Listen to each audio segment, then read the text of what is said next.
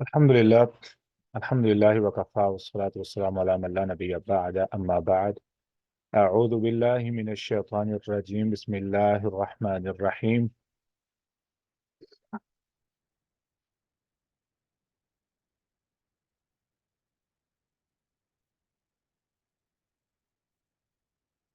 الذين يؤمنون بالغيب ويقيمون الصلاة ومما رزقناهم ينفقون. وقال النبي صلى الله عليه وآله وسلم: الصلاة عماد الدين، من أقامها فقد أقام الدين ومن هدمها فقد هدم الدين. وقال النبي صلى الله عليه وآله وسلم في مقام آخر: بين العبد وبين الكفر ترك الصلاة. نماز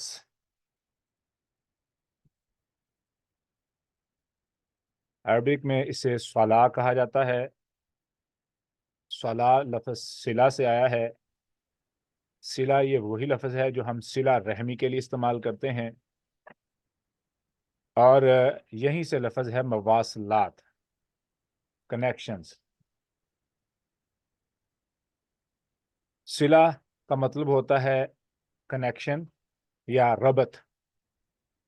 اردو میں جو لفظ ہمارے لیے کامن استعمال ہوتا ہے وہ ہے رابطہ، ٹھیک ہے؟ تو صلہ کا مطلب ہے کنیکشن، رابطہ۔ اب نماز کیا ہے؟ یہ ایک رابطہ ہے، ایک کنیکشن بلڈ کرنے کا باعث ہے انسان اور اس کے خالق کے درمیان۔ کیا یہ ویسا ہی کنیکشن ہے جیسے کہ ہمارے فون پہ جب کال آتی ہے اور فون بجتا ہے، ہم فون آنسر کرتے ہیں، ہم ایک دوسرے کی آواز کو سنتے ہیں؟ کیا یہ ویسا ہی کوئی کنیکشن ہے کہ ہمیں رنگ ٹون سننے کو ملتی ہے اذان کی شکل میں، پھر ہم نماز پڑھتے ہیں؟ ایک ایسا کنیکشن جیسے موبائل کے سگنل نظر نہیں آ رہے ہوتے۔ ہمارا جو کنیکشن ہے ہماری روح کا اپنے خالق کے ساتھ، اپنے مالک کے ساتھ، وہ کیسا ربط ہے؟ وہ کنیکشن کتنا کلیئر ہونا چاہیے؟ کیا ہم فون پہ بات کر سکتے ہیں جب ارد گرد شور شرابہ ہو یا اسپیکر کے اندر بہت زیادہ شور ہو، بولنے والے کی آواز سمجھ میں نہ آئے؟ تو کیا ہم اس کال کو کنٹینیو کر سکتے ہیں؟ یا بولنے والا بات کرے اور سننے والے کو سمجھ نہ آئے، یا بولنے والا بول رہا ہے اور سننے والا سمجھ نہیں رہا، تو کیا اس صورت میں بھی کیا ہم کال کو کنٹینیو کریں گے؟ کیا اس کال کا کوئی فائدہ ہوگا بات سننے والے کو یا بات کرنے والے کو؟ تو یہ ایک الگ بحث ہے جو ہم آخر میں جا کے سمجھیں گے۔ اب یہاں تک جو پوائنٹ ہے کہ نماز ہے کیا چیز، میں نے ہلکا سا آپ کو اشارہ کر دیا ہے، اور اس کے بعد جو اگلا پوائنٹ ہے کہ نماز کا فائدہ کیا ہے، مجھے نماز کیوں پڑھنی چاہیے؟ تو سب سے پہلے نماز ہے کیا چیز؟ جیسے میں نے لفظ صلہ سے بتایا ہے آپ کو کہ لفظ صلہ اور وہیں سے لفظ ہے صلاۃ، جس کا اصل معنی بنتا ہے کنیکشن، ربط۔ آپ یہ بھی کہہ سکتے ہیں کال، ٹھیک ہے؟ اب یہاں پہ اگر مسجد میں جائیں یورپین کنٹری کے اندر، تو چونکہ یہاں پہ اسپیکر نہیں ہے، تو ہوتا کیا ہے، جب آپ مسجد میں جاتے ہیں تو آپ کو وہاں پہ ایک سائن بورڈ نظر آتا ہے جہاں پہ یہ لکھا ہوتا ہے کہ اذان ہیز بین کالڈ، یہ لفظ استعمال ہوتا ہے، ٹھیک ہے؟ کیونکہ جو بندہ مسجد میں داخل ہو اسے اذان کی پرواہ نہ کرنی پڑے، مؤذن اذان دینے کے بعد اس کو فلپ کر دیتا ہے جس پہ لکھا ہوتا ہے اذان ہیز بین ریسائڈڈ، اذان ہیز بین کالڈ، اور جب نمازی نماز پڑھ کے چلے جاتے ہیں اس کو فلپ دوبارہ کر دیا جاتا ہے اگلی نماز کے لیے، تاکہ جب مؤذن آئے آ کر کے اذان کہے فلپ کر دے، لوگ آئیں آ کر کے دیکھ لیں کہ اذان ہو چکی ہے، لہذا سنتیں وغیرہ پڑھ لیں۔ تو یہ اصل میں ایک ربط ہے جو ہم ریپیٹ کرتے ہیں اپنے مالک کے ساتھ، اپنے خالق کے ساتھ ربط کو ریپیٹ کرتے ہیں دن میں 5 دفعہ اسکیجول کے مطابق، اور ساری چیزیں چھوڑ کر کے ہم اپنے رب کے ساتھ، اپنے خالق کے ساتھ، اپنے مالک کے ساتھ ربط کو بحال کرتے ہیں۔ سب سے پہلے مسلمان ہونے کے ناطے سے کیا مجھے نماز پڑھنی چاہیے کہ نہیں پڑھنی چاہیے، فوائد کے بارے میں ہم بات کرتے ہیں۔ رسول اللہ صلی اللہ علیہ وآلہ وسلم نے فرمایا، جو میں نے آیت پڑھی ہے اس کے اندر اللہ رب العزت نے فرمایا کہ وہ لوگ جو ایمان لائے غیب پر اور نماز قائم کرتے ہیں، نماز اسٹیبلش کرتے ہیں، نماز قائم کرتے ہیں۔ اس موضوع پہ ہماری کافی ڈیٹیل سے بات ہو چکی ہے کہ نماز قائم کیسے کی جاتی ہے۔ کوئی بتائے گا کہ نماز کیسے قائم کی جاتی ہے؟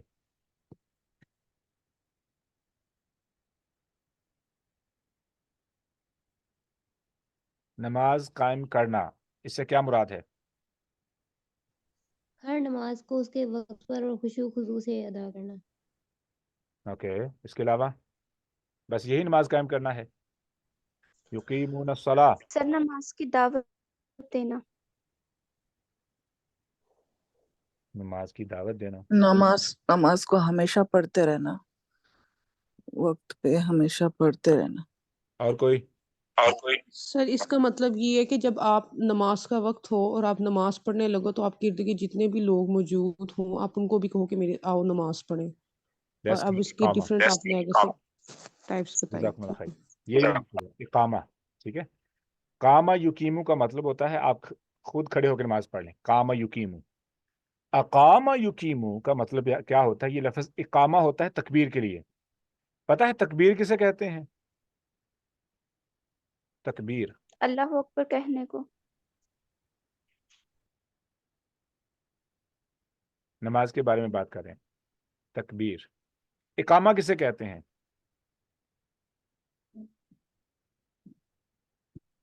اقامہ کسے کہا جاتا ہے؟ کتنے لوگ مسجد میں جا کے نماز پڑھتے ہیں؟ ہاتھ کھڑا کریں بس۔ اقامت تو جو نماز شروع ہونے اذان کے بعد جو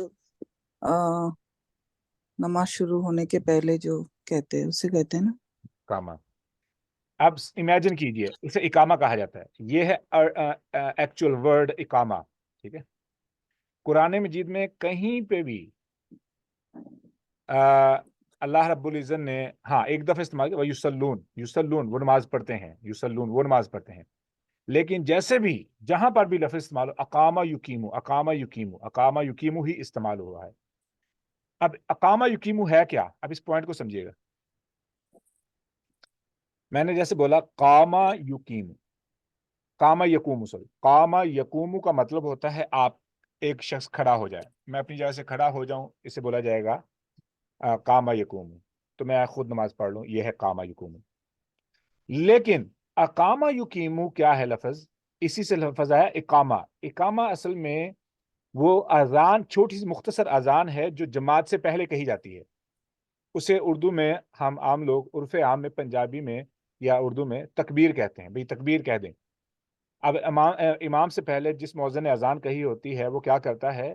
وہ اذان ہی کی طرح وہ اذان پکارتا ہے، لیکن اٹس مختصر، اٹس شورٹ، ٹھیک ہے۔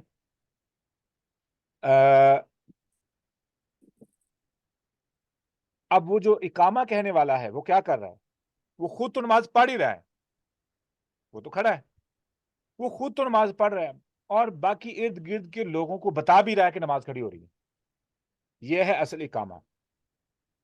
اب جہاں پر بھی ہم نے لفظ دیکھنا ہے نا یقیمون الصلاۃ، ٹھیک ہے، اقیم الصلاۃ، تو اس کا مطلب یہ ہے کہ مجھے اکیلے کو نماز پڑھنے کا حکم نہیں دیا جا رہا، بلکہ مجھے اس بات کا بھی حکم ہے کہ میں خود بھی نماز پڑھوں اور اپنے ارد گرد کے لوگوں کو بھی نماز کے لیے کنوینس کروں، ٹھیک ہے۔ جیسے کہ رسول اللہ صلی اللہ علیہ وسلم کو اللہ رب العزت نے فرمایا وَأْمُرْ أَهْلَكَ بِالصَّلَاةِ وَاصْطَبِرْ عَلَيْهَا، اپنے اہل و عیال کو نماز کا حکم دو اور خود بھی اس پہ ڈٹے رہو، ٹھیک ہے. نماز کتنی ضروری ہے؟ نماز کتنی ضروری ہے اس کو سمجھنے کی میں ایک مثال دوں گا. ایک شخص ہے جس نے آ کے کلمہ پڑھا. 10 بجے کا ٹائم ہے, اس نے کلمہ پڑھا, اور کلمہ پڑھنے کے بعد اس نے پوچھا کہ کون سا ایسا عمل ہے جو سب سے پہلے مجھے کرنا ہوگا. ہو سکتا ہے اسے ابھی تک کوئی جھوٹ بولنے کی ضرورت پیش نہ آئے جس سے آپ کہیں کہ جھوٹ نہ بولو, اس کو سچ بولنے کی ضرورت پیش نہ آئے کہ آپ کہیں سچ بولو, اس کو انصاف کرنے کی ضرورت پیش نہ آئے کہ آپ کہیں انصاف کرو. ہو سکتا ہے آپ کو کچھ بھی نہ کہنا پڑے, یعنی والدین کے ساتھ حسن سلوک کرو. یہ سارے معاملات ضرورت پڑنے پر پیش آئیں گے, لیکن ایک ایسا عمل ہے جو ریپیٹ ہوتا رہے گا. اگر اس نے ظہر سے پہلے کلمہ پڑھا ہے تو سب سے پہلا فرض جو اس پہ عائد ہوگا وہ ہوگی نماز. تو آپ کلمہ پڑھانے کے بعد جب آپ اسلام کو انٹروڈیوس کروائیں گے تو آپ بتائیں گے اب آپ کے لیے جو سب سے زیادہ اہم چیز ہے وہ ہے نماز. اگر وہ کہے کہ میں نماز نہیں پڑھ سکتا اور میں پڑھنا بھی نہیں چاہتا, آپ کا اس شخص کے لیے کیا جواب ہوگا؟ آپ کیا کہیں گے اسے؟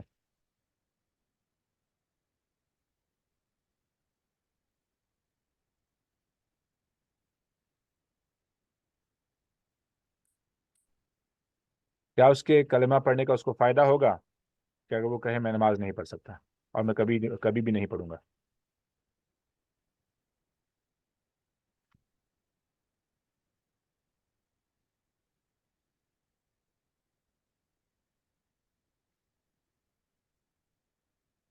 تو جواب نہیں آ رہا.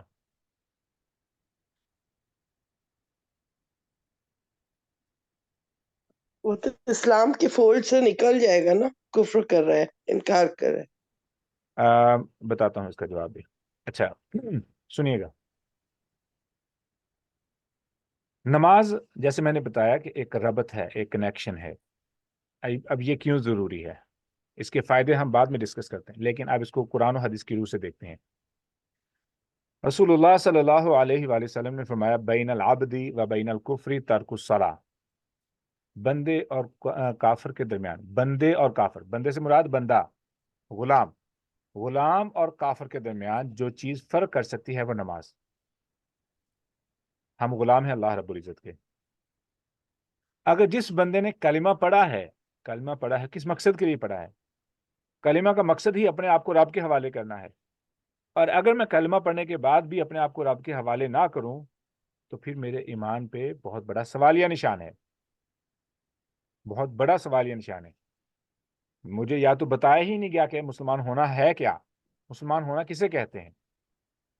میں لوگوں کی باتوں میں آ کے میں نے کلمہ پڑھ لیا ہے, یا اگر تو میں حقیقی طور پہ مسلمان ہونا چاہتا ہوں تو میرے لیے یہ لازمی ہے کہ میں سمجھوں کہ مسلمان ہونا کیا ہے, مسلمان بننا کیا ہے, کلمہ پڑھنا کیا ہے, اس کا مقصد کیا ہے. ٹھیک ہے, تو جیسے ہی یہ مقصد سمجھ آ جائے گا تو پھر میرے لیے نماز پڑھنا مشکل نہیں رہے گا.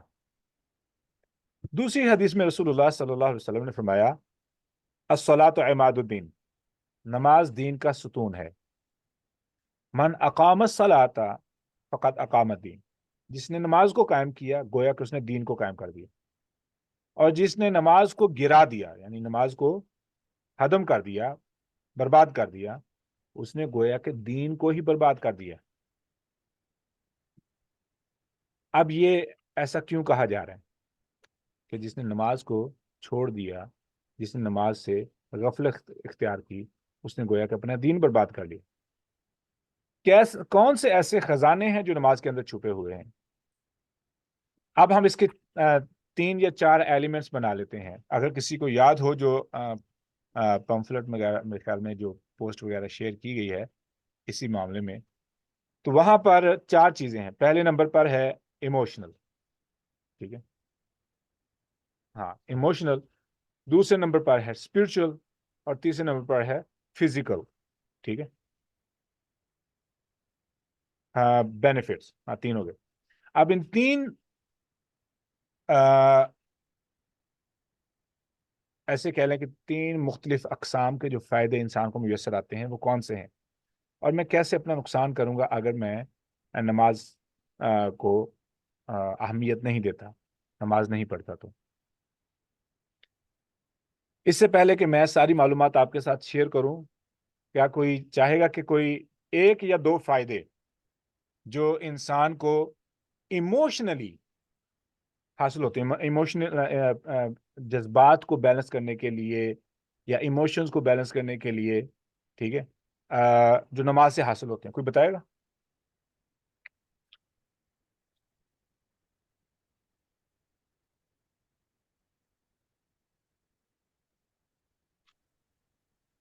जैसे वस्ताइन बिस्सब्र वस्सलाह है, तो उससे सब्र भी हासिल होता है, अल्लाह से बात करके सुकून मिलता है, अपना लगता है गुनाहों से अल्लाह से बात करके हम बिल्कुल हल्के हो गए हैं।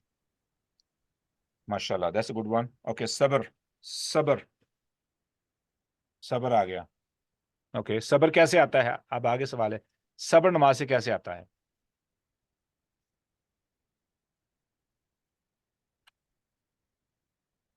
मैं ना एक मिसाल दूंगा, एनालॉजी दूंगा, ये मैंने पहले दी हुई है जब हम यकीम व सलात की बहस में थे, नमाज के बारे में, सूरह बकरा की आयत नंबर 2 के अंदर काफ़ी डिटेल से बात की है, लेकिन मैं रिपीट कर रहा हूँ। सबसे पहले हम बात करते हैं इमोशंस की, ठीक है, इमोशन।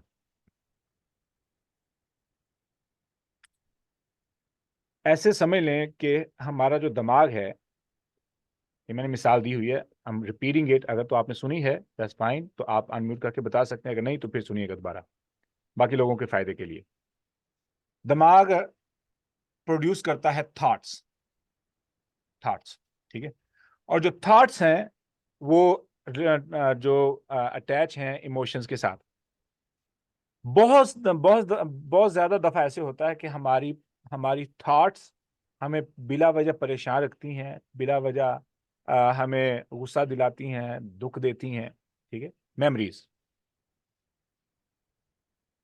अगर मैं ऐसी कोई भी प्रैक्टिस ना करूं, एक्सरसाइज ना करूं कि मेरा दिमाग वो जो थॉट्स प्रोड्यूस करता है, सोचें ख्यालात प्रोड्यूस करता है, उनको कंट्रोल किया जाए, तो क्या होगा, जैसे कि एक जमीन से निकलने वाला चश्मा, जमीन से निकलने वाला चश्मा, अगर आप उसको कंट्रोल नहीं करेंगे तो आप उस चश्मे से निकलने वाले पानी से फायदा भी नहीं उठा सकते। क्यों? इर्द गिर्द जितना एरिया होगा वो सारा मडी हो जाएगा। आप अगर जाएंगे भी वहां पर तो अपने पाँव भी खराब करेंगे और पानी को इस्तेमाल भी नहीं कर सकेंगे। तो सबसे बेहतर तरीकाकार क्या है कि आप उस चश्मे से निकलने वाले पानी को कंट्रोल करें। कैसे कंट्रोल करें? आप उसके इर्द गिर्द पाइप का इंतजाम करके उसको पानी को कंट्रोल करें, फिर पानी जहां पे इस्तेमाल करना है आप कर सकते हैं। अब नमाज क्या करती है? नमाज क्या करती है? अब इसकी एक लंबी लिस्ट है फायदों की। ये मेरी मजबूरी है नमाज पढ़ना, मेरी मजबूरी है। मजबूरी क्यों? इसलिए नहीं कि अल्लाह ताला ने फर्ज की, वो तो फर्ज है, देयर इज नो डाउट, लेकिन जो इसके अंदर फायदे हैं ना, जो इसके अंदर फायदे हैं, उन फायदों के बिना पर ये मेरी मजबूरी है कि मैं नमाज पढ़ूं। क्यों? इसको इस तरीके से समझिएगा। सुबह ही उठा, इससे पहले कि मेरे जहन में दुनियावी ख्यालात, मेरी परेशानियां, मेरे बिल, मेरे खर्चे, मेरे मामलात, मेरा कारोबार, मेरे नुकसानात, मेरी बीमारियां, ठीक है, मेरे ताल्लुकात, वो जहन में पाप अप होना शुरू हो और मेरा दिन स्टार्ट ही परेशानी से हो जाए। नहीं, मेरे लिए फायदा क्या है कि जब उठता हूं ना, सबसे पहली परेशानी वो है वुजू करके जमात के साथ नमाज पढ़ना या नमाज पढ़ना। तो मेरे दिन का आगाज पहले नंबर पर ही दुनियावी परेशानियों से, दुनियावी दुखों से, सदमों से मुझे नमाज ने अलग कर लिया है। पहला फायदा। اب چونکہ دماغ میں خیال تو آتے رہیں گے، اب چونکہ میں نماز میں کھڑا ہوں، اب ایک اور چیز ہے، ابھی تو میں نماز میں پہلے میں نماز پہ تھوڑا سا جلدی چلا گیا ہوں، ابھی تو میں نے وضو کرنا ہے نا. اگر خدا نخواستہ ایسے ہو کہ میرے دماغ میں کچھ خیالات ہیں جو مجھے فورس کر رہے ہیں، مجھے پریشان کر رہے ہیں بار بار، تو وضو کرنا یہ میرے دماغ کو انفورس کر کے، مجبور کر کے مجھے موجودہ اوقات میں، موجودہ وقت میں لے آئے گا. ٹھنڈا پانی ہے، یہ گرم پانی ہے، یہ ٹھنڈے پانی کی فکر ہے، یہ گرم پانی کی فکر ہے. تو کیا ہوگا، میں دماغ میں شیطان اگر بار بار وسوسے ڈال کے مجھے دنیاوی پریشانیاں یاد بھی کروانا چاہے گا، تو مجھے وضو کرتے ہوئے پانی کا جسم پہ لگنا، میرا دماغ آٹومیٹکلی فوکس ہونا شروع ہو جائے گا. فوکس. اب جیسے میں نے وضو کیا ہے، وضو کی وجہ سے میں نے اپنے آپ کو پل کر لیا ہے دنیاوی تمام قسم کی پریشانیوں سے. ابھی صرف وضو کا فائدہ ہے. پل کر کے اب میں مسلح پر پہنچ گیا ہوں. دماغ کا کام کیا ہے؟ پروڈیوس کرنا، تھاٹس پروڈیوس کرنا، بار بار پروڈیوس کرنا، بار بار پروڈیوس کرنا. تو میں نے کیا کیا ہے، اب میں چونکہ نماز میں کھڑا ہو چکا ہوں، اب میرے لیے ضروری ہے کہ میں توجہ دوں، کنسنٹریٹ کروں، اپنے آپ کو حاضر دماغ رکھوں ان الفاظ کے بارے میں جو میں منہ سے ادا کر رہا ہوں. یہ ایک الگ مینٹل ایکسرسائز ہے فوکس کے لیے. ہمیں نہیں معلوم، ہمیں اس بات کا اندازہ نہیں. اچھا، یہ تو تھی اگر آپ نماز گھر میں پڑھ رہے ہیں، مثال کے طور خواتین بہنیں ہیں، ٹھیک ہے، مسجد میں تو جانا چاہیے نا. اگر آپ مسجد میں ہیں، آپ نے سنتیں پڑھ لی ہیں، آپ سنتیں پڑھے ہیں، سنتیں پڑھتے ہوئے آپ کھڑے ہیں اور آپ کے ذہن میں شیطان بار بار وسوسے ڈال رہا ہے، یہ لانے کی کوشش کر رہا ہے، تو آپ اپنے الفاظ کو ریپیٹ کر کے، کیچ کر کے، دوبارہ اپنی توجہ پوری حاضر کر کے آپ دعاؤں پہ، تلاوت پہ، الفاظ پہ غور کر رہے ہیں. تو یہ ایک انکانشیس ویری اسٹرانگ پریکٹس ہے دماغ کو اپنی مرضی کے مطابق استعمال کرنے کی صلاحیت کے بارے میں، اور ہمیں اس بات کا اندازہ نہیں.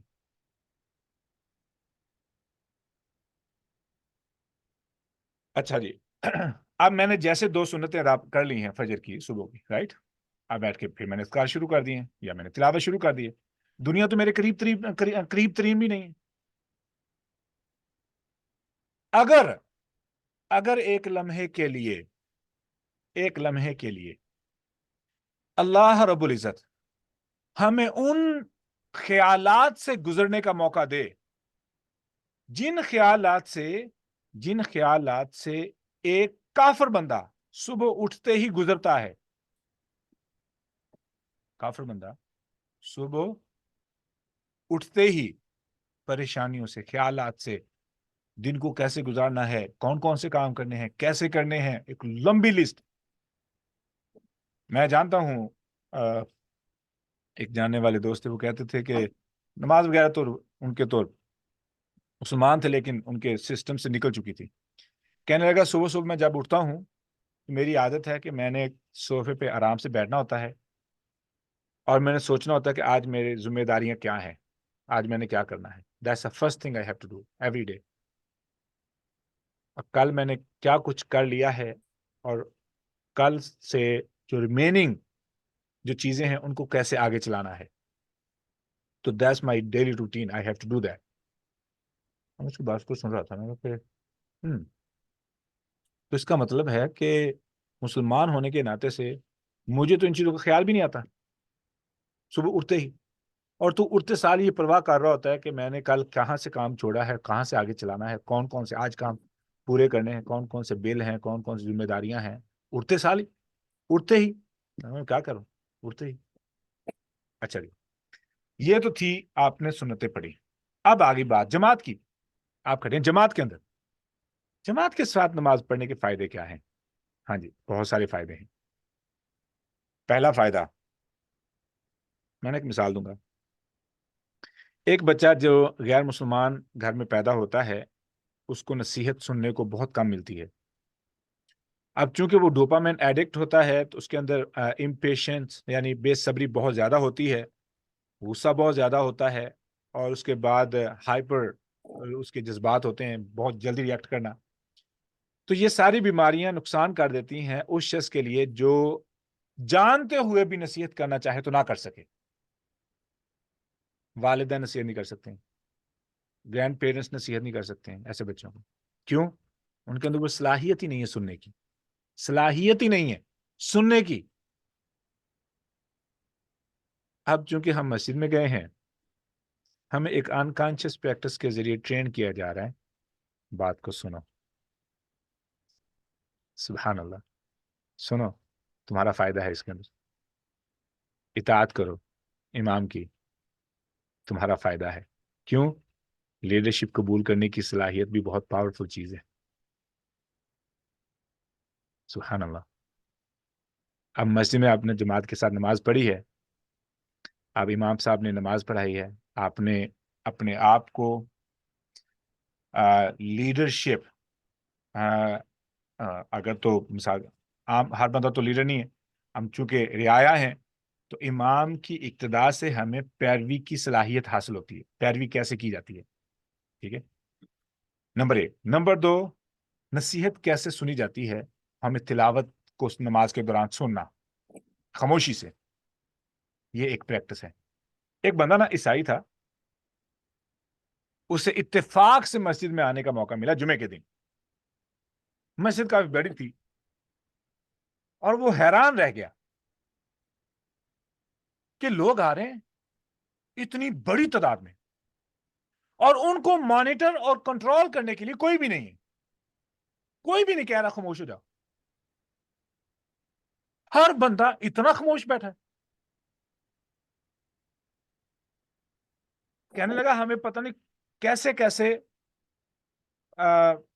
طریقے اختیار کرنے پڑتے ہیں کہ جو لوگ ہمارے پاس چرچ میں آئے ہیں وہ خاموش ہو جائیں. ہم خاموشی نہیں کروا سکتے، اتنا لاؤڈ میوزک پلے کرنا پڑتا ہے کہ وہ بات ہی نہ کر سکیں. And that's a fact.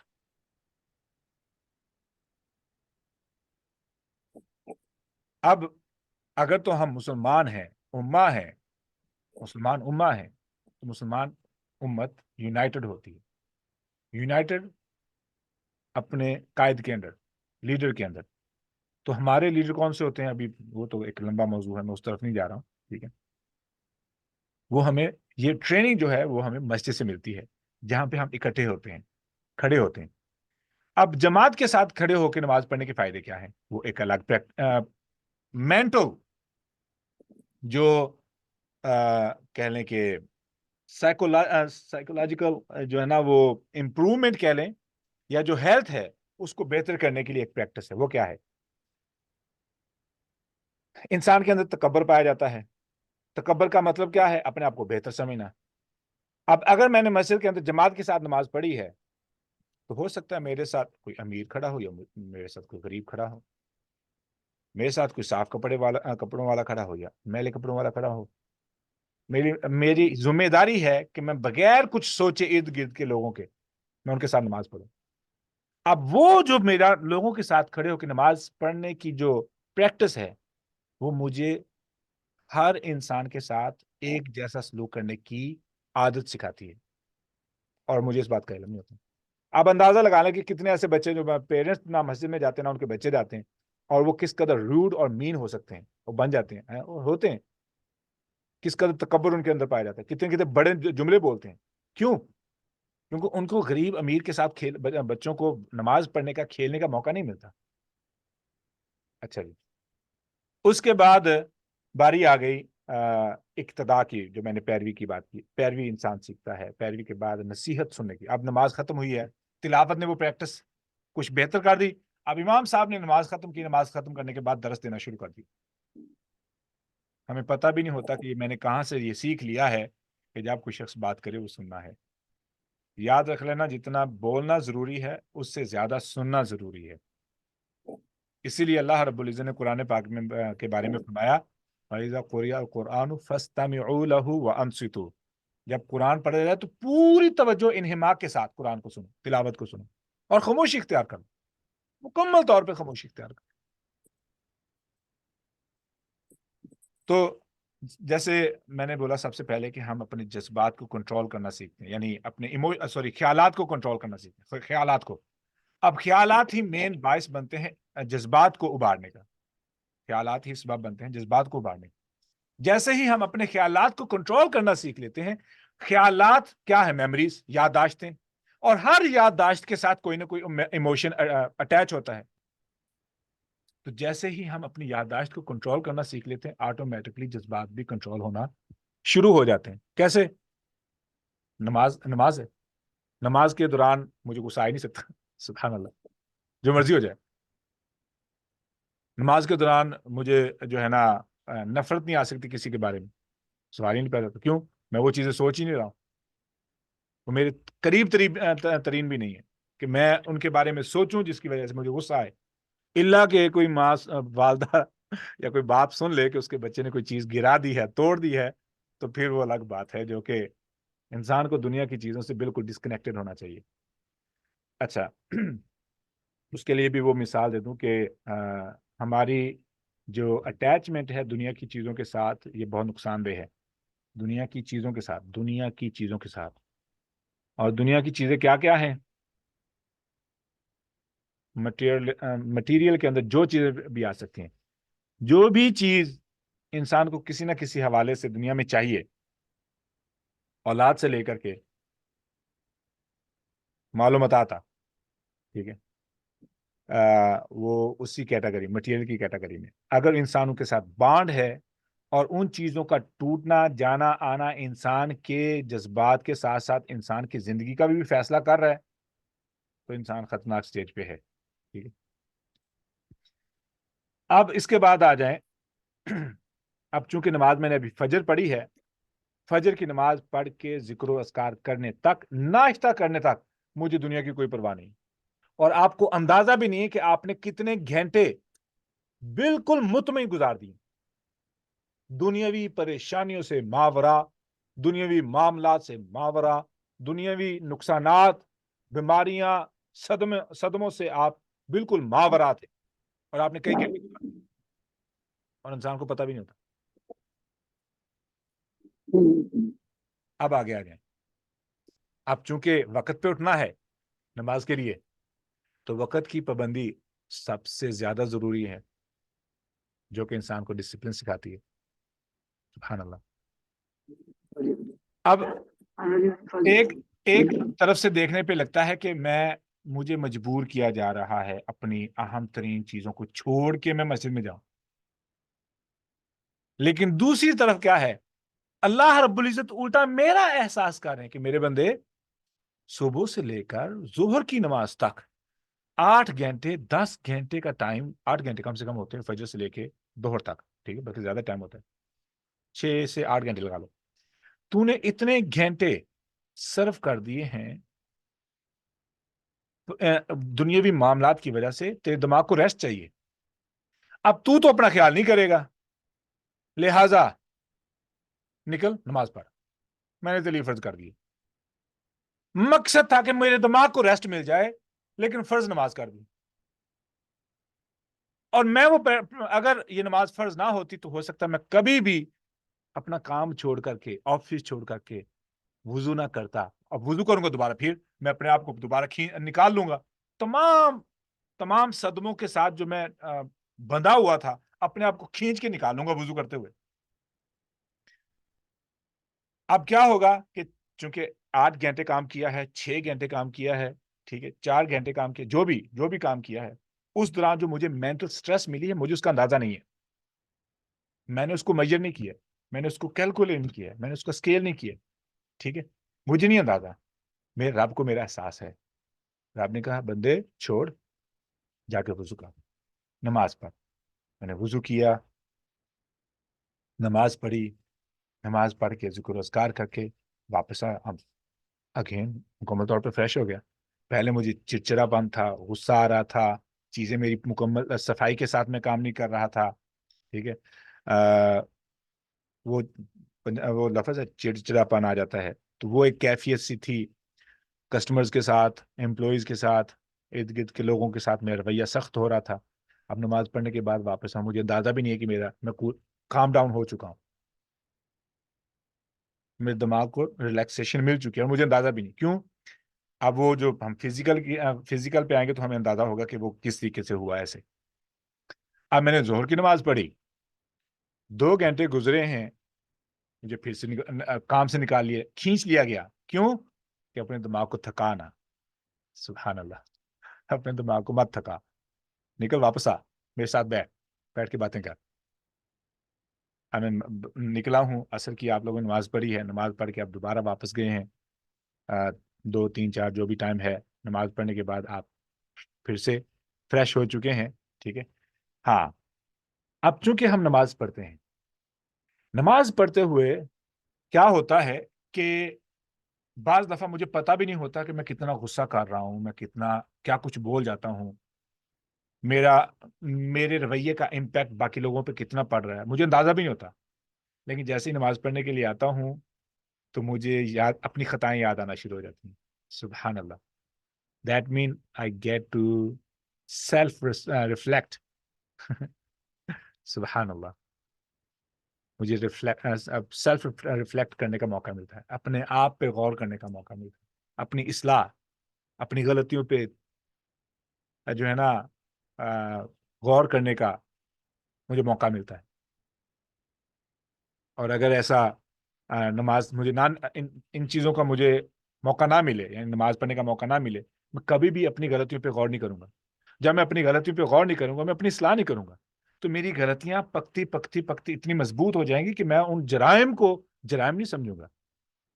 نماز مجھے یاد دلاتی ہے کہ تم غلط کر رہے ہو, تم ظلم کر رہے ہو, تم ٹھیک نہیں کر رہے, باز آ جاؤ, بہتر کر لو اپنے آپ کو. سبحان اللہ. سبحان اللہ. اب اس کے بعد میڈیٹیشن ہی ہو جاتی ہے, بندہ جب آ کے بیٹھ کے اذکار کرتا ہے تو سیلف ریفلیکشن بھی وہیں پہ آ جاتی ہے. اب چونکہ بات نماز کی ہو رہی ہے تو نماز تو آپ چونکہ اکیلے نہیں پڑھ سکتے, تو وہاں پہ ایک اور فائدہ ہوتا ہے, وہ ہے کہ انسان کے رشتے بنتے ہیں, تعلقات بنتے ہیں. میں امریکہ میں آیا تو میرا کوئی نہیں تھا, یعنی میرے فیملی میں سے, میرے رشتے داروں میں سے سوائے سسرال کے. تو مجھے جتنے بھی تعلقات مجھے ملے ہیں, جتنے بھی دوست ملے, سارے مسجد سے ملے, اور ایسے ایسے مخلص دوست ہیں, I can't find anywhere else. مجھے کیسے پتہ چلتا اگر مجھے ملازمت سے کوئی دوست ملتا, بازار سے کوئی دوست تو مل ہی نہیں سکتا ہے. تو مخلص دوست کہاں سے ملے؟ سارے اللہ کی رضا کے لیے مسجد میں اکٹھے ہوئے تھے, کسی سے کوئی غرض نہیں تھی, دوستیاں بن گئی. کیونکہ سارے اپنے رب کو راضی کرنے کے لیے آئے, کوئی کسی کے فائدے کے لیے, کسی سے کوئی فائدہ حاصل کرنے کے لیے نہیں آ رہا. سارے مخلص ہیں, اچھے دوست ملتے ہیں, کمیونٹی آپ کی بانڈ بنتی ہے, آپ اکیلے نہیں رہ جاتے, آپ اکیلے نہیں رہ جاتے. سبحان اللہ.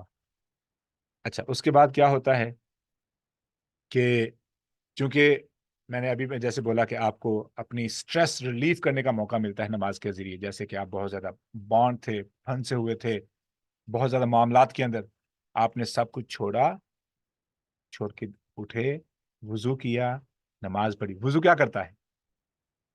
رسول اللہ صلی اللہ علیہ وسلم نے یہ تھراپی بتائی ہے غصے کے لیے کہ آپ کیا کریں, یا اگر تو کھڑے ہیں تو بیٹھ جائیں, بیٹھے ہیں تو لیٹ جائیں, اگر نہیں تو جا کے وضو کر لیں.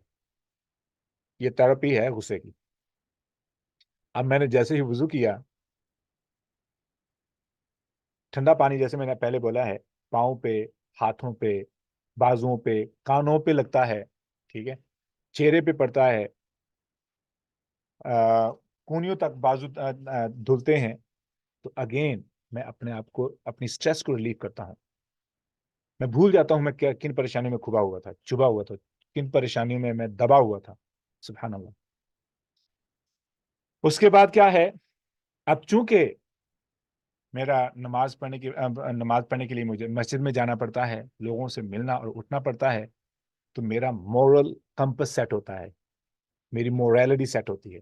مجھے پتا چلتا ہے کہ موریلٹی کیا ہے, مجھے غلط کیا ہے اور صحیح کیا ہے. حق و باطل کے درمیان فرق کرنے کی صلاحیت کے ساتھ ساتھ جو موریلٹی ہے, جو مین چیز موریلٹی سیٹ ہوتی ہے.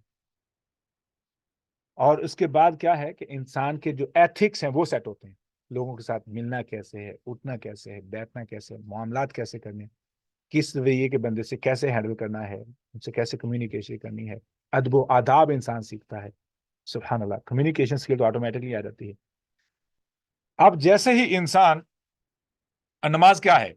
नमाज सिर्फ यही नहीं कि इंसान को दुखों से निकाल लेती है, दुखों से परेशानियों से निकाल लेती है, सेम टाइम इंसान को मौका देती है, जब इंसान मस्जिद में जाके नमाज पढ़ता है, लोगों के साथ उठता बैठता है मस्जिद के अंदर, ठीक है, या जमात के साथ, तो होता क्या है कि इंसान को पता चलता है कि मुझ पे अल्लाह ताला के कितने एहसानात हैं, कितने एहसानात हैं।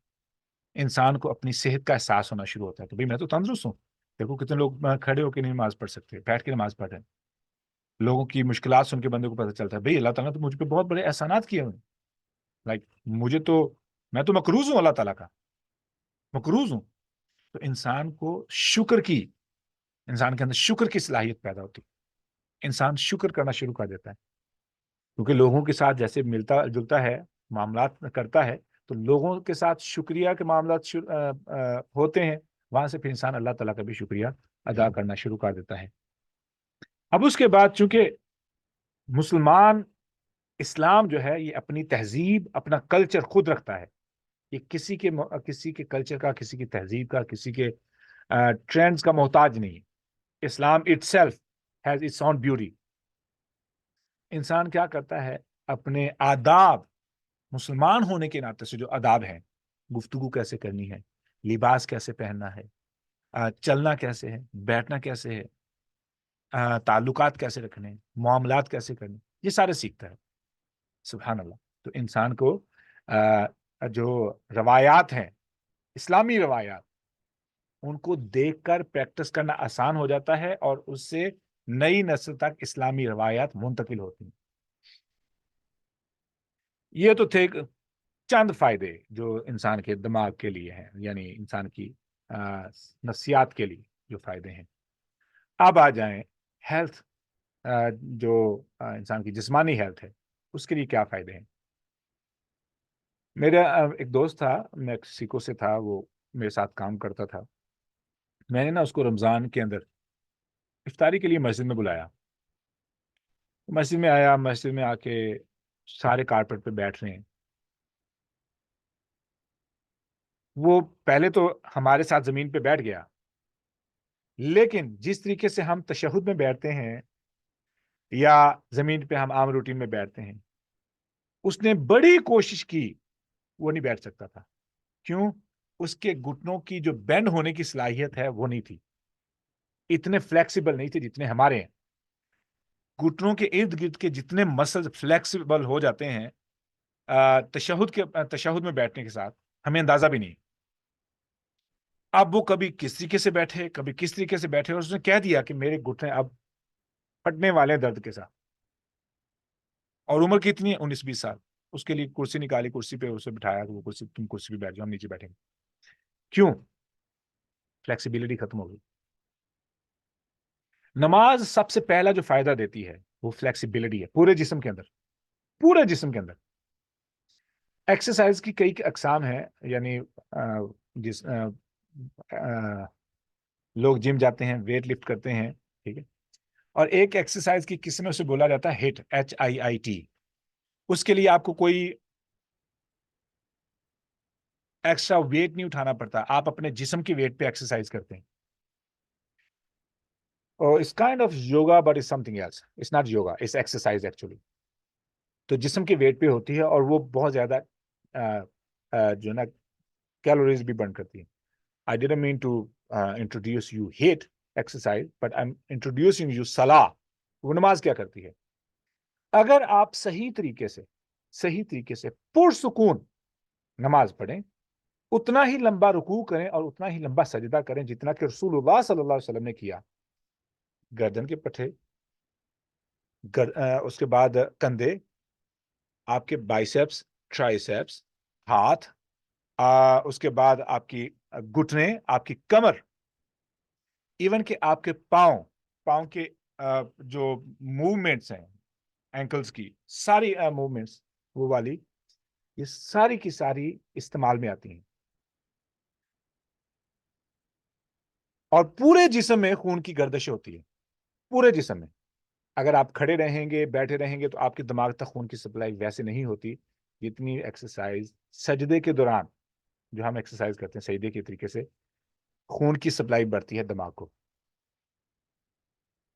اور ہمیں اس بات کا اندازہ بھی نہیں ہوتا کہ ہم کتنی بڑی ایکسرسائز کر رہے ہیں اپنے خون کی سپلائی کو انکریز کر کے اپنے دماغ کے ساتھ. اب میں آپ پہ یہ ہوم ورک چھوڑ رہا ہوں کہ آپ سرچ کریے گا کہ اگر آپ, وہ تو ایکسرسائزز ہیں کہ لوگ اپنی ٹانگیں دیوار کے ساتھ لگا کے وہ کھڑے ہوتے ہیں سر نیچے دھاڑوں پر تاکہ خون کی سپلائی, اور سبحان اللہ ہمارے لیے سجدہ ہے. اٹس سو سمپل, ٹھیک ہے. اور what it does the same thing کہ آپ کے جسم کے جو پورے جسم سے جو خون کی گردش ہے وہ دماغ کے لیے بھی ایکول ہو جائے, اور ہمیں یہ دن میں 5 دفعہ کرنا پڑتا ہے. اب اس کے فائدوں میں سے ایک فائدہ یہ ہے کہ جو انسان کی سوچنے کی صلاحیت ہے وہ بہت شارپ ہونا شروع ہو جاتی ہے, سوچنے کی صلاحیت.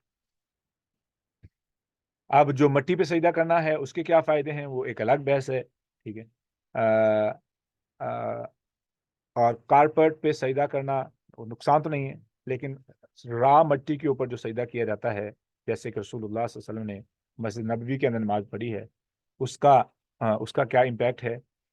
اس میں جو سب سے پاورفل ہے وہ یہی ہے کہ انسان کی جو سٹریس ہے وہ بہت حد تک وہ ریلیز ہو جاتی ہے. ایون کہ انسان کے جسم کے اندر جو باڈی سٹیٹک ہوتا ہے وہ بھی ختم ہو جاتا ہے, جو کہ بہت جو کہ فائدہ مند نہیں ہے کہ انسان کے اندر جسم میں جو باڈی سٹیٹک ہے اگر اس کو بندہ ریلیز نہ کرے تو وہ لگتا ہے نا کہ ابھی بعض دفعہ کسی لوہے کی چیز کو ہاتھ لگائیں تو خود ہی کو جھٹکا لگتا ہے, تو وہ پھر وہ جھٹکا لگتا ہے. تو یہ میں نے اس پہ چیزیں اکٹھی نہیں کی ہیں کہ وہ باڈی سٹیٹک ریلیز کرنے کے کیا فائدے ہیں. اس کے لیے وہ ریکمینڈ کرتے ہیں کہ آپ ننگے پاؤں گھاس پہ چلیں, وہ بہت فائدہ مند ہے, ٹھیک ہے. یا آسان طریقہ ہے کہ سجدہ کریں, تو ہم تو وہ دن میں 5 دفعہ کرتے ہیں الحمدللہ. اس کے بعد جو ہے پورے جسم کی جو فلیکسیبلٹی ہے یہ ہمیں نماز کی وجہ سے حاصل ہوتی ہے. اور اگر ہم ایسا نہ کریں, مثال کہ نماز نہ پڑھیں ایک اچھے خاصے وقت تک, تو ہمارے جوڑ سٹف ہونا سخت ہونا شروع ہو جاتے ہیں, سخت کمر بھی اور جوڑ بھی. تو وہاں سے پھر جو تکلیفیں بنتی ہیں وہ ایک الگ سے صدمہ بن جاتا ہے.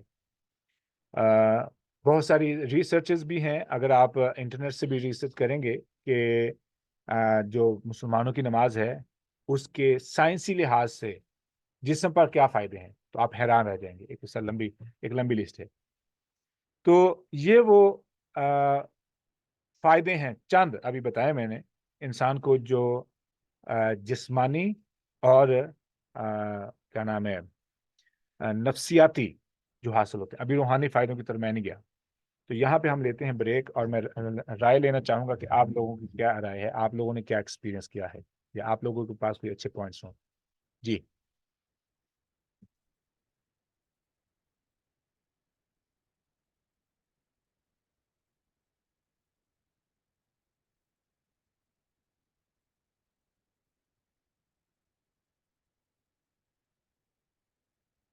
کوئی سوال؟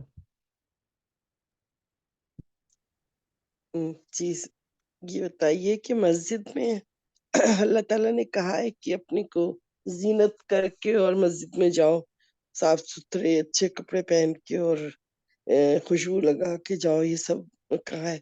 اسی لیے کہا ہے تاکہ پھر نماز میں ایک ماحول ایک اچھا بنتا ہے, تو اس سے برابر سے کوئی اگر آدمی آتا ہے, کوئی بھی عورت کوئی بھی آئے اور پھر وہ اچھے سے ان کے پاس سے بدبو آ رہی ہو, بڑی گندی سی اسمیل, تو پھر نماز میں کہاں وہ دماغ لگتا ہے, وہ لگتا ہے کہ جلد سے جلد نماز ختم ہو اور ہم بھاگ کے دور ہٹ جائیں ان سے.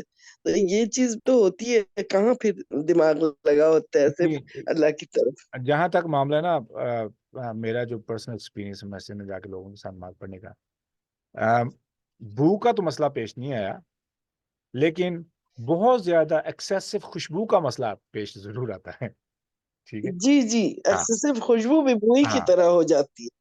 ہاں لیکن اس میں 2 چیزیں ہیں. اگر تو میں نماز پڑھنے کے لیے گیا ہوں, نماز پڑھنے کے لیے گیا, ٹھیک ہے, تو مجھے ان چیزوں سے غرض نہیں ہونی چاہیے. کیا میں مڈ میں نماز پڑھ رہا ہوں, گارے کے اندر نماز پڑھ رہا ہوں؟ نہیں. رسول اللہ صلی اللہ علیہ وسلم گارے کے اندر لیکن نماز پڑھ آپ برداشت رہے, نہیں مٹی کر پاتے نا. نہیں وہ ٹھیک ہے, نہیں ہونا چاہیے, لیکن وہ برداشت نہیں ہوتی ہے نا. وہ کبھی نہ بہت زیادہ خوشبو برداشت ہوتی ہے اور نہ بدبو. تو وہ ایک دم آدمی کیا کرے اس ایسے حالات میں, اپنے دماغ کو کیسے سکون. اس میں اتنا زیادہ یہ پریشانی والی بات نہیں ہوتی. اگر کوئی ایسا شخص جس کے ساتھ آپ نماز پڑھ رہے ہیں, مثال کے طور پر آپ نماز پڑھ رہے ہیں, آپ کے ساتھ کوئی آ کے کھڑا ہو گیا ہے جس نے بہت زیادہ خوشبو لگائی ہے یا بہت زیادہ اس سے بو ہوتا نہیں ہے ایسے, ٹھیک ہے. جو نمازی ہوگا وہ اپنے آپ کو صاف رکھتا ہے. یہ ایک عام پریکٹس ہے الحمدللہ. نماز پڑھنے میں پتہ ہے, وہاں پہ تو ٹھیک کسی ہے. کو کہہ رہے ہیں, اللہ لیکن ماشاء اللہ کہ پاکستانی مزدور ہو اور اس کو مزدور کرتے ہوئے کام کرتے ہوئے آئے تو پسینے سے شرابور ہو, تو پسینے کی بو ہے نہیں, جو کہ اتنی جو تنگ نہیں کرتی ہے ان لوگوں کو جو بہت زیادہ سینسیٹیو نہ بنے, ٹھیک ہے. اب وہ پوائنٹ آپ بالکل صحیح کہہ رہے ہیں. بہت سے لوگ ڈیوڈرنٹ نہیں یوز کرتے, تو بتاؤں گا, پھر بتا رہا ہوں نا, ٹھہرے نا, بتا رہا ہوں نا, ٹھہرے. مین پوائنٹ جو ہے نا وہ یہ ہے, میں نماز پڑھ رہا ہوں, اب میرے ساتھ والا بندہ کچھ بھی نہیں افورڈ کر سکتا, اب میں اسے کیا بولوں کہ مسجد میں کیا لینے آئے ہو؟ کین آئی سے دیٹ؟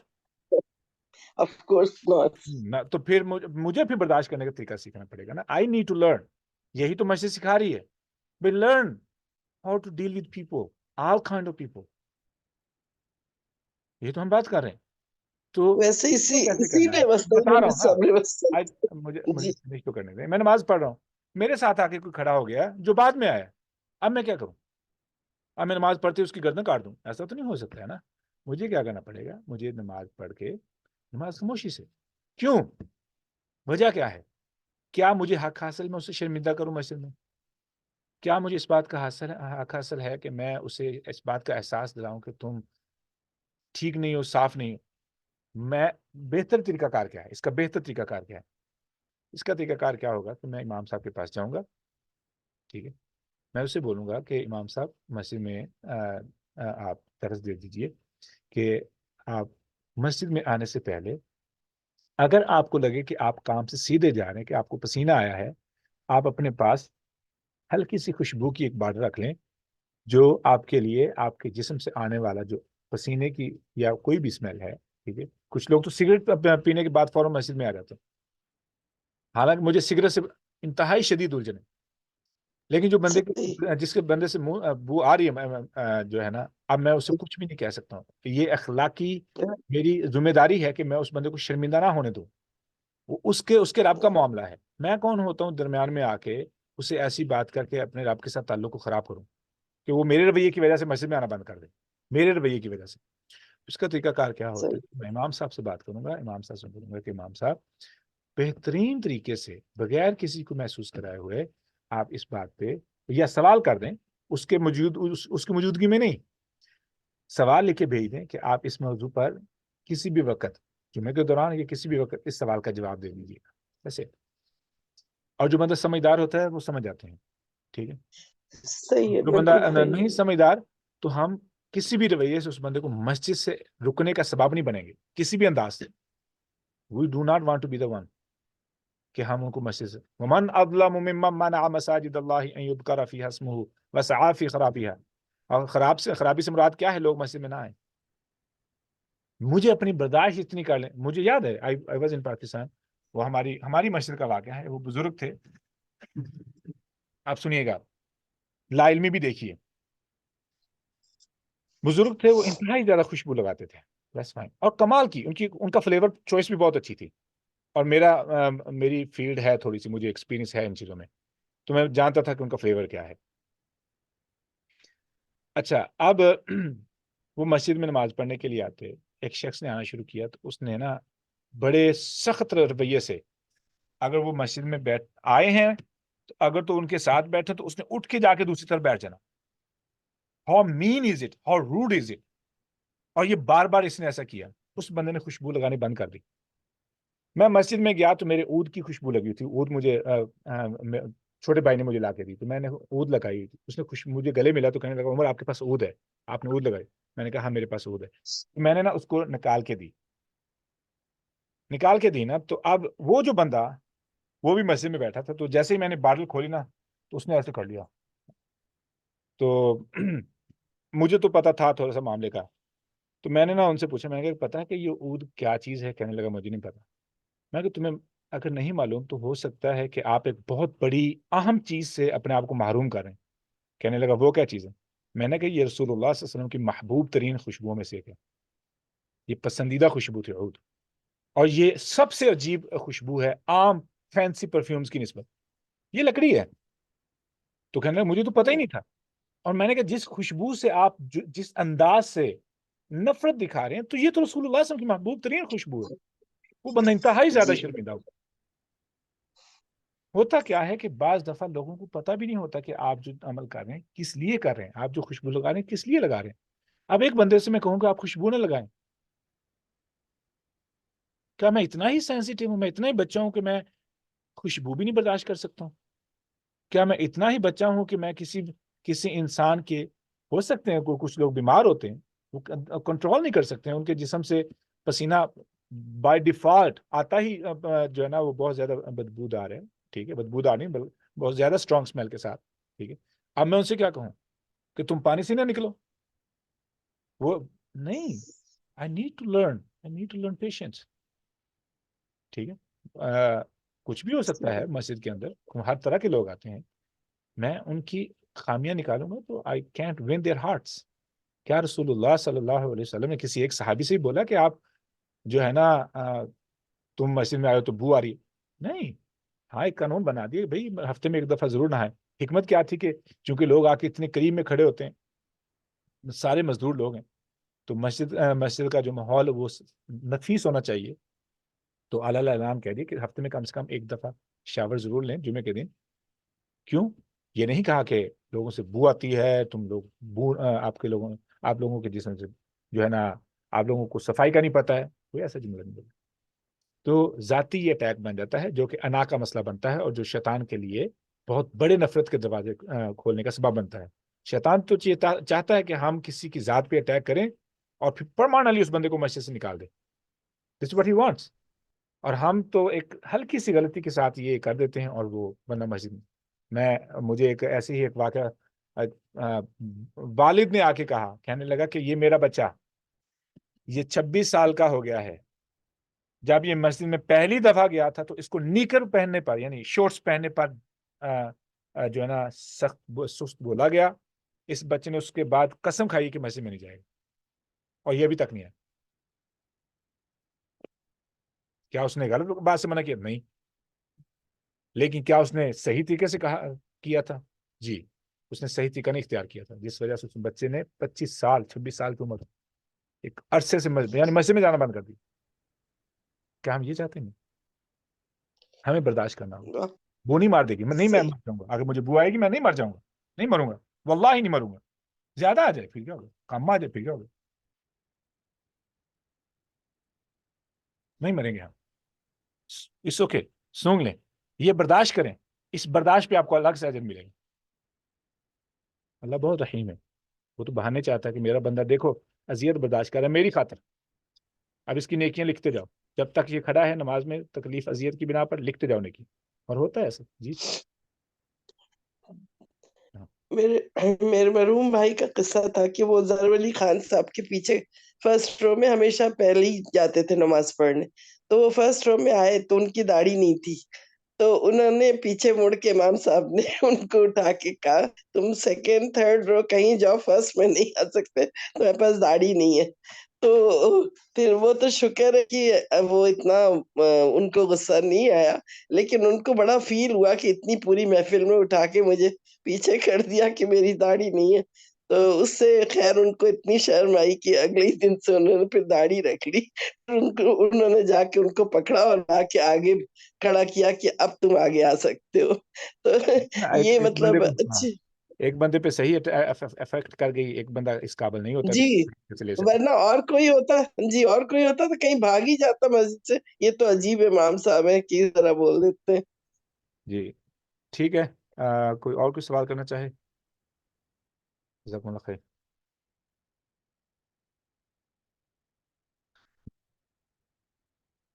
تو یہاں پہ ہم لیتے ہیں بریک انشاءاللہ. اللہ رب العزت سے دعا ہے کہ جو سنا ہے صحیح بات پر عمل کی توفیق عطا فرمائے، غلط بات کے شر سے مجھے بھی اور آپ لوگوں کو بھی محفوظ فرمائے.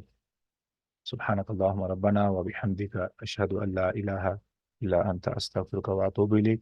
السلام علیکم ورحمۃ اللہ وبرکاتہ.